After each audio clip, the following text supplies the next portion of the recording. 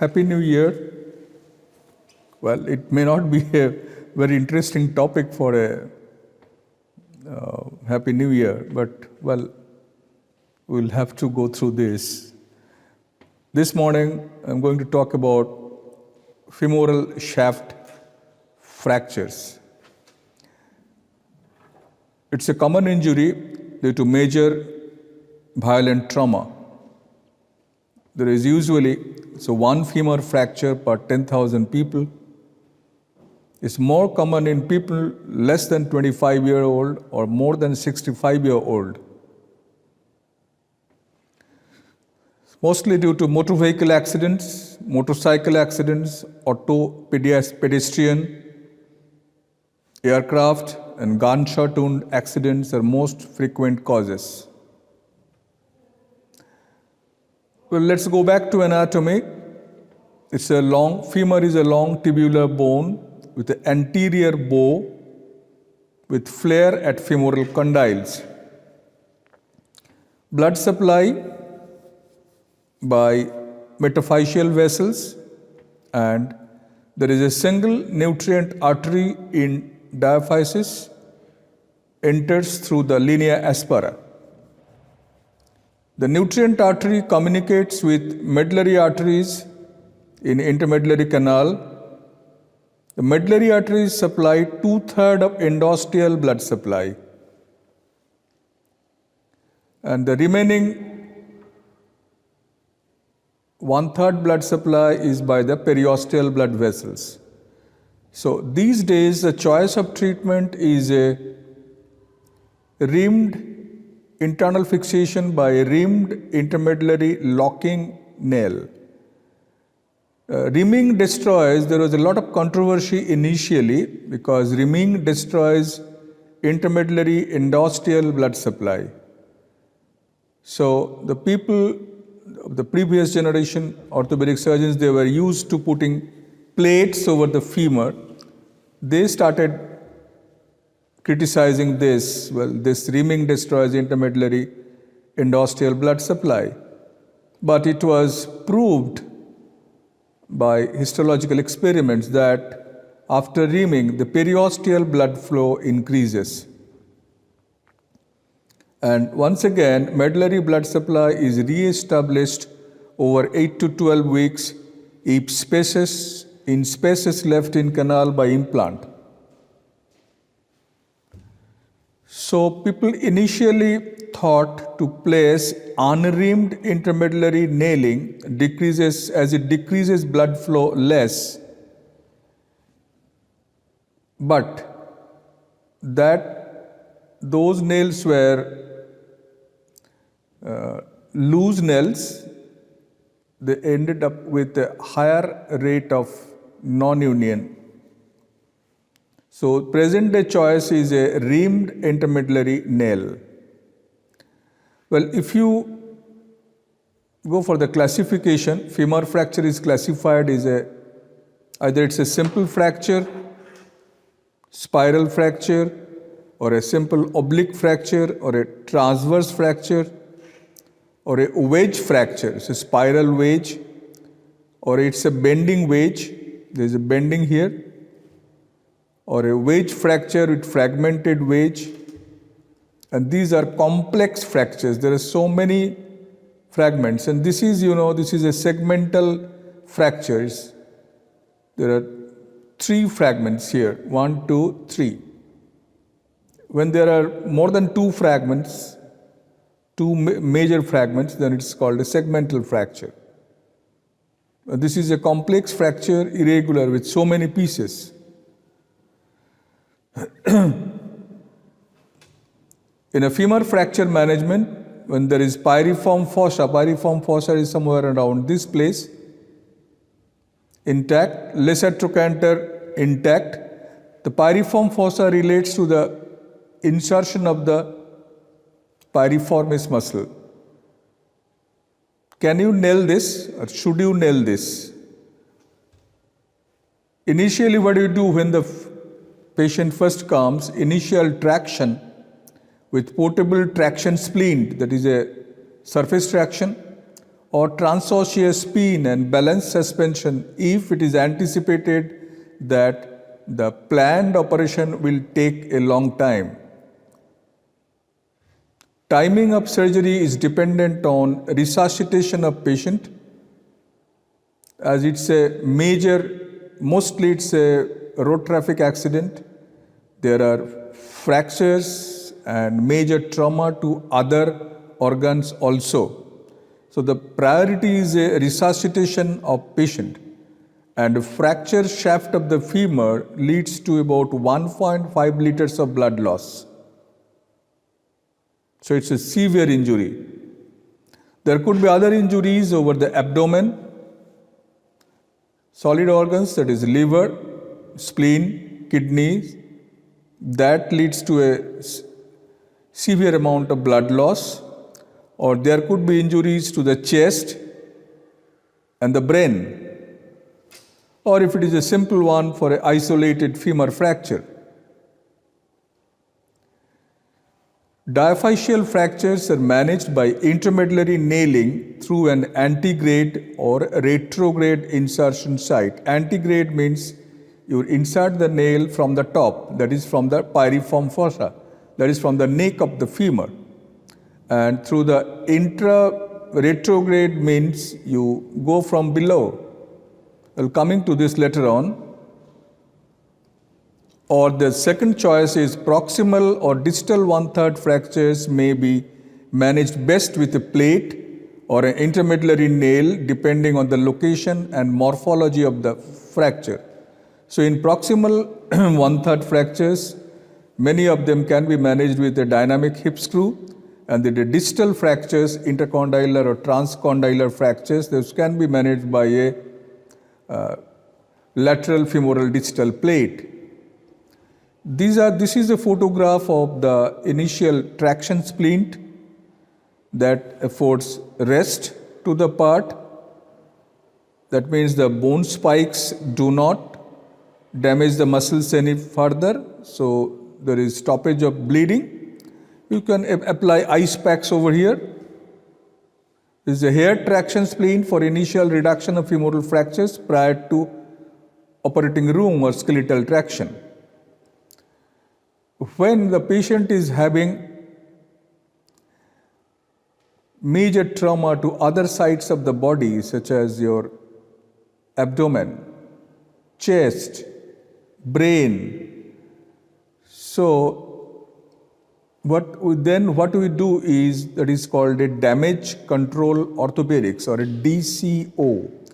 Damage control orthopedics means the patient has to be stabilized very fast without further jeopardizing patient's poor general condition.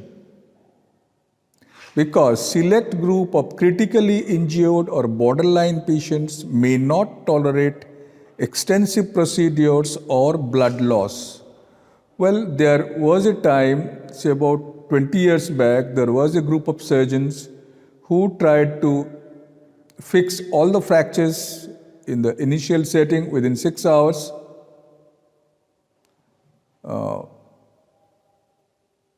With definitive internal fixation, plate screws or nails, made for operating procedures spanning 6, 8 or 10, 12 hours. But that approach led to a lot of mortality. So patients could not tolerate extensive procedures or blood loss. So in that case, damage control orthopedics means you can put an external fixator for femoral shaft fractures. This is the external fixator. I mean, the two pins, threaded pins at the proximal fragment, two threaded pins at the distal fragment. These pins are fixed to a lateral bar with clamps. So that stabilizes the femur fracture. This can be deployed very fast without excessive blood loss. So this is a safe procedure that can be done in the primary setting. This is called a damage control orthopedics. And then the other more important damages, that is, say, abdominal injuries. So when there is spleen rupture, you can go for a splenectomy, then those are tackled. And later on, when the patient stabilizes, exchange nailing in this femur, in the femur is safe and yields high union and low infection rates. After, say, about 7 to 10 days, these pins are removed and the nail is placed from top to below or from below to the top. So there could be several variables of IM nails, either it could be stainless steel or a titanium. Titanium is better, it's a more tougher nail but more expensive. Wall thickness may vary. The cannulation may vary, slotted or non-slotted. Radius of curvature. There should be an anterior bow, either to ream, and that this controversy is over now. We always go for a reamed nail. Antegrade nailing is still the gold standard. Highest union rates with reamed nails, extra-articular starting point, and it's a refined technique. But the problems are there due to difficult alignment, as you will have to split the gluteus medius to get in. That leads to Trendelenburg gait, abductor gait. Can be difficult with obese or multiply injured patients. This is the greater trochanter, this is the femoral head, and this is where is your piriform fossa, just beside the greater trochanter. That is the insertion of the piriformis. Here, this is the entry point of the antegrade nail. It should not be far anterior. It should be right here. This is a minimally invasive nail insertion technique. We do it this way. There is a puncture here. We reach here. This is called a guide wire. This is the piriform fossa, and there is a awl, AWL awl, for making a hole here. This is the awl. Then the fracture is reduced on the traction table or manually. You can see the fracture is aligned. Then the guide wire is placed here. This is the antegrade femoral nailing. This is the proper starting point. This is the piriform fossa. Not anterior, not posterior. Yeah, this nail goes in, and there is two interlocking screws here and here. There are holes in the nail by which these holes are targeted or looked at by image intensifier. Then by targeting devices, we drill here, then we put the screws. This screw fixes the outer cortex, the hole in the nail, and the inner cortex. This interlocking screws, one at the top, one below, or maybe two at the top, two below, that gives a rotational stability of the construct. There are two choices, either there should be a fracture table or not. We mostly use a fracture table, and this is the image intensifier to check. This is the jig by which we put this guide wire, and over the top of the guide wire we put the nail. Or it can be done without the help of the traction table, orthopedic table, and this is the image intensifier.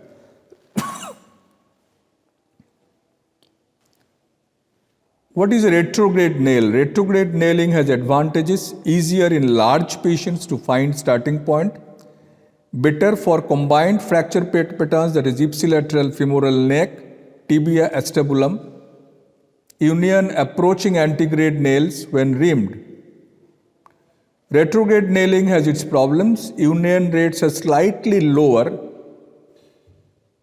It's an intra-articular starting point, though it does not give rise to any problem. This is a retrograde nailing. We go through the knee joint by splitting the ligamentum patelli. Coming to this later. This is the guide wire is placed, percutaneous with fluoroscopy or C-arm or limited open technique. This is how we go. This is the midpoint.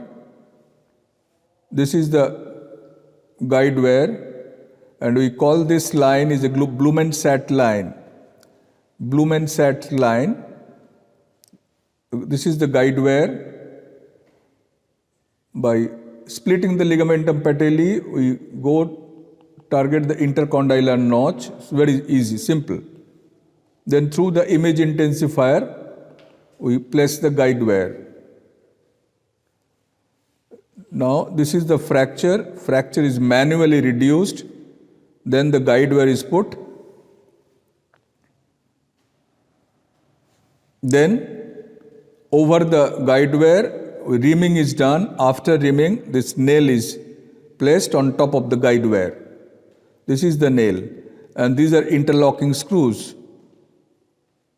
2 screws here, distally, and 1 screw here. There are places for 2 screws here also.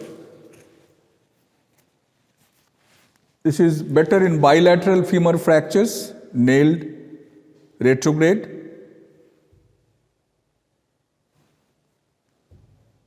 Now, here is a 42-year male patient having a comminuted fracture distal femur and a fracture of the tibia and fibula. So, this is ideal here because I will come in the later lectures how to nail the tibia. The same, through the knee. So this femur fracture was stabilized through a nail from the knee. These are interlocking screws, and these screws are extra for fixing the other multiple fragments. And this is the tibial nail inserted from here. So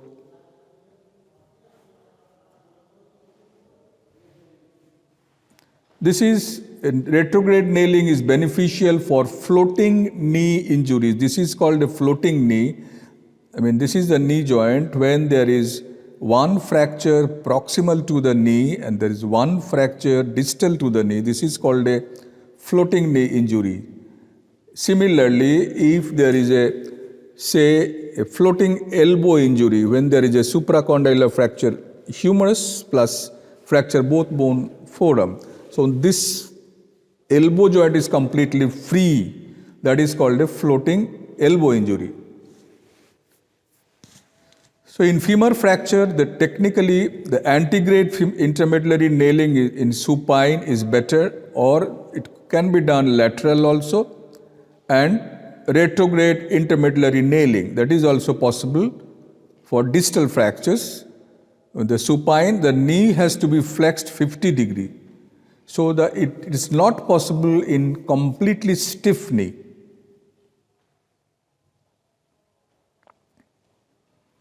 What could be the complications? The femur fracture complications could be a hardware failure, there is a nail failure, or a non-union less than 1 to 2%. This is an internationally accepted figure.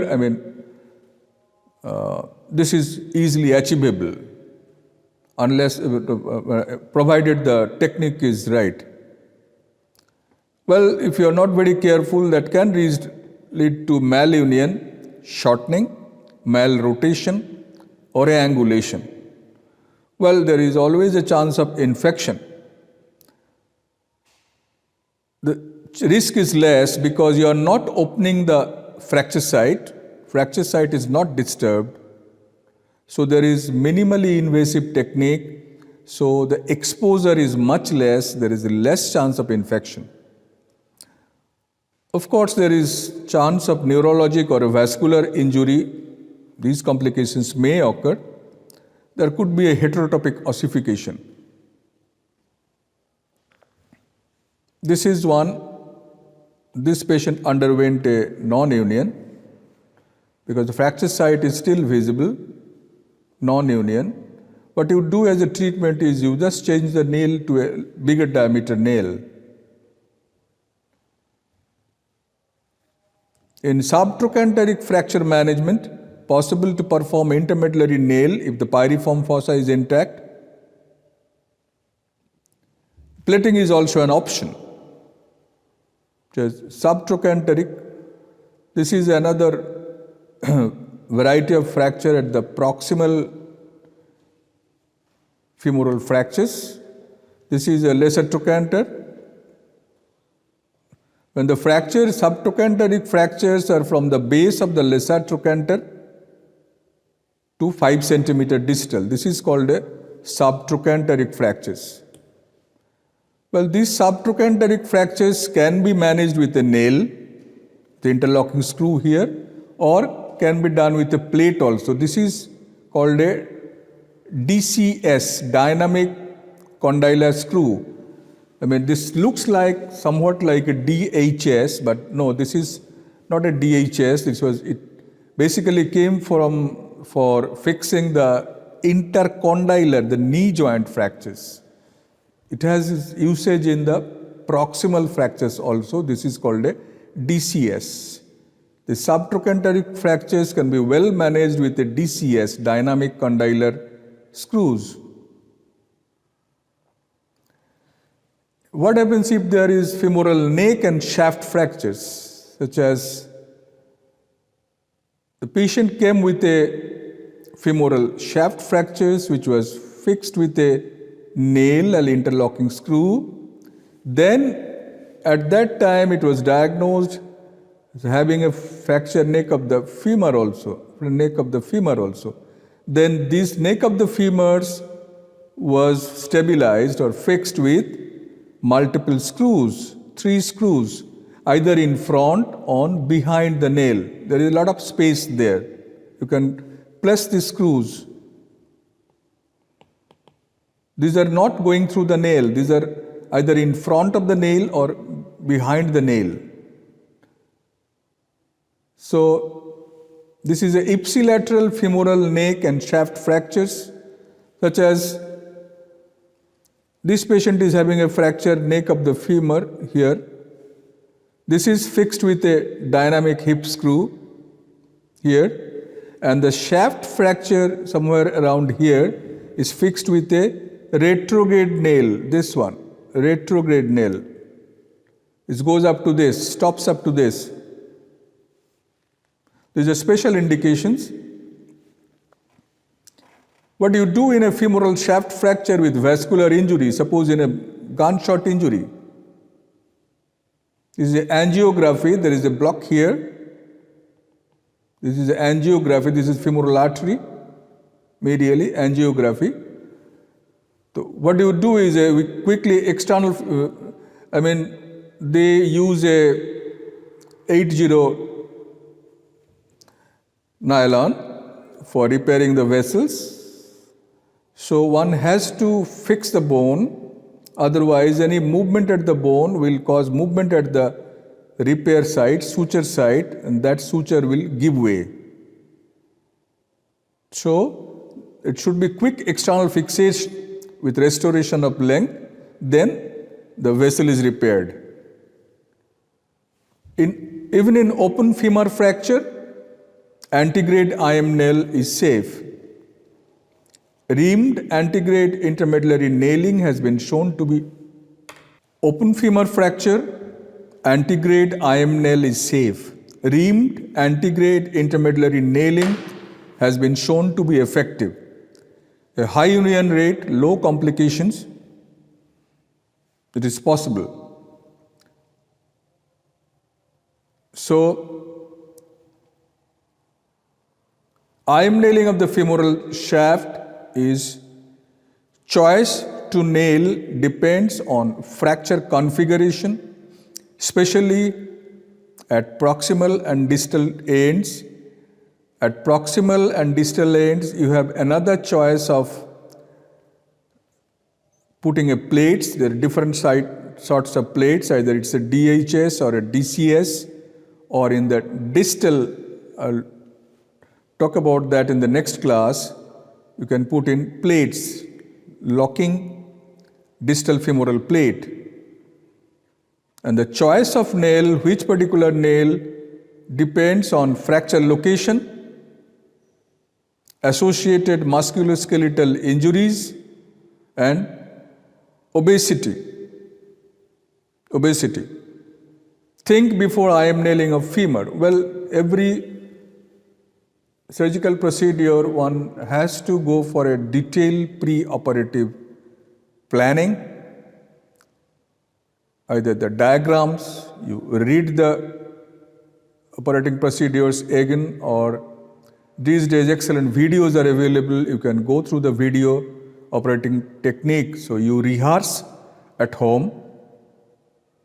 Maybe you can show your teammates, your assistants, those videos to tell them how you're going to do it. That helps in the performance of surgery. And of course, after every surgery, post-operative management also very, very important. So these days, for a diaphyseal fracture of the fracture, that is fracture shaft of the femur, fracture shaft of the tibia, in those two cases, the choice is unanimous. That is a interlocking intramedullary nails.